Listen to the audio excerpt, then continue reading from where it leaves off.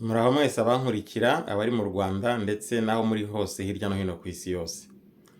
Muri iyi filime rero ngiye kubagezaho ubutumwa ntanga nk'uwarokotse itsembabahutu cyangwa se na Jenoside yakorewe Abahutu. Mu by'ukuri iyo ndebye nyine nsanga nyine ni Imana yankijije, ni Imana yankijije ariko nanone mbisabiwemo nyine n'umubyeyi Bikira Mariya.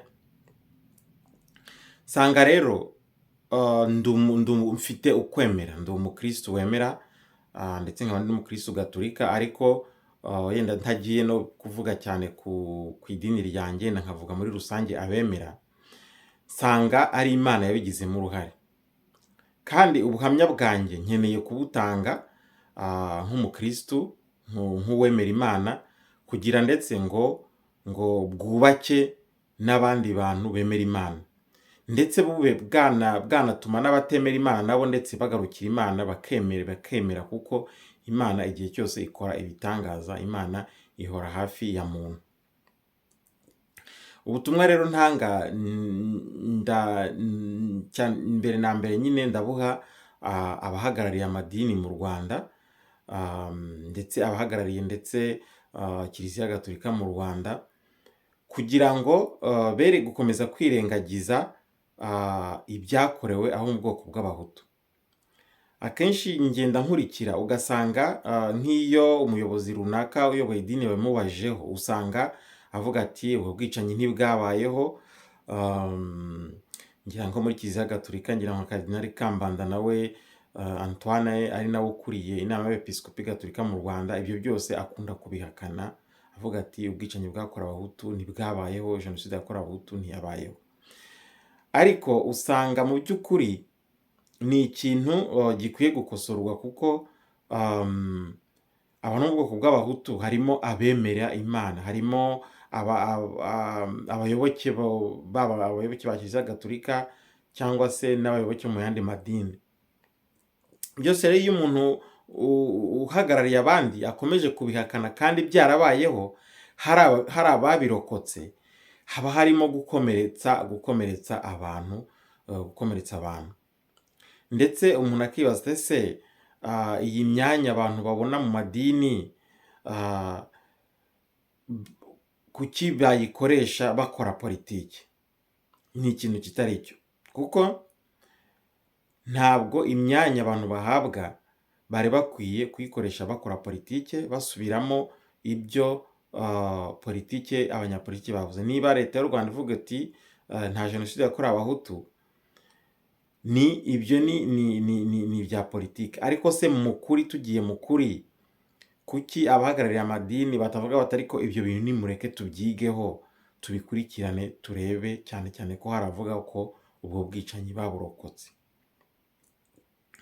Aha rero ndagaruka nyine no ku buhamya no ku butumwa bwa Kibeho, kuko Bikira Mariya Ikibeho yaravuze ngo ubuyobe buzaza mu mayeri.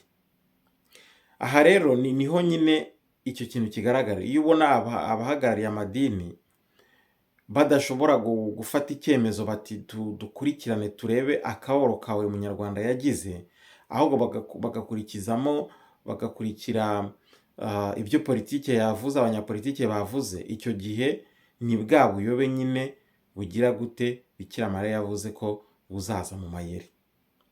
Iyo urebye, kuri njyewe, iyo ndebye ubutumwa bwa Kibeho, nsanga mbere na mbere ari ubutumwa Bikira Mariya yageneye abahagarariye abandi mbere na mbere. Ni ukuvuga ngo abahagarariye amadini, abepiskopi bakuriye, tuvuge Kiliziya Gatolika, abapasiteri bakuriye amadini aya n'aya, ndetse ariko ugasanga n'ubutumwa none bugeneye abanyapolitiki, kuko ikibi akenshi usanga gituruka hejuru.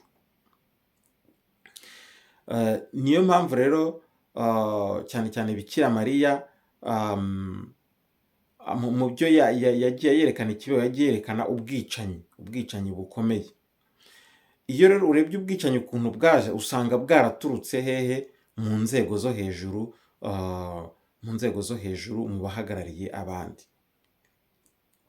Niyo mpamvu rero ubutumwa natanga ni ukugira ngo abahagarariye abandi birinde cyane cyane gusubiramo ibyo abanyapolitike bavuze, kuko ibyo abanyapolitiki bavuze babikora bakurikije inyungu zabo, kandi politiki rero n'amadini n'ukwemera bikwiye kugira gute gutandukana. Ibyo abanyapolitiki badashoboye gukora ngo bikore neza, abanyamadini bo bakwiye guhagarara ndetse bakavuga bati bakanavuguruza, bakaba banavuguruza bakavuguruza ibyo abanyapolitiki bavuze. Nubwo yaba ari umukuru w'igihugu wabivuze, nubwo yaba ari umudepite cyangwa se umuminisitiri wabivuze, ariko abahagarariye amadini bagombye guhagarara ndetse bakavuguruza bakavuga bati ibi bintu ntabwo ariko bikwiye kugenda. Niyo mpamvu iyo mu Rwanda habaye ikibazo gikomeye usanga kigwiririye abantu benshi, kubera ko abo mu nzego zo hejuru mu by'ukuri zaba inzego za leta cyangwa se inzego zihagarariye amadini, twavuga ko nta kintu baba barabikozeho, bakabona ibintu bitutumba ntibagire icyo babikoraho. N'ubu ngubu turi kubona abantu benshi barimo basaba ubutabera ndetse nanjye ndimo, noneho abahagarariye abandi muri politiki cyangwa se mu by'amadini ntibagire ikintu babikoraho, ntabwo wamenya uko bizarangira. Ntabwo wamenya uko bizarangira iyo abantu barimo basaba ubutabera, ntabwo twavuga ko ubwo butabera batazabubona. Icyo gihe rero niyo mpamvu amakimbirane ashobora kubaho ndetse akaba yanakara, kubera yuko abari mu nzego zo hejuru nyine nta kintu na kimwe babikozeho. Aha rero yenda umuntu ashobora kwibaza ese uri muntu ki yenda uha ubutumwa abayobozi b'igihugu cyangwa se abayobozi b'amadini? Mu by'ukuri ndi umuntu usanzwe, ariko igihe kirageze kugira ngo abantu basanzwe natwe tugire icyo tuvuga, kuko akenshi akarengane ni natwe kageraho, twebwe twavuga turi ba rubanda ruciye bugufi. Niba rero akarengane katugeraho, niyo mpamvu tugomba no guhaguruka tukavuga tuti aka karengane nigahagarare, birahagije. Ndabashimiye rero, ubutumwa bwanjye bwari ubwo ngubwo, tuzakomeza ubutaha. Murakoze.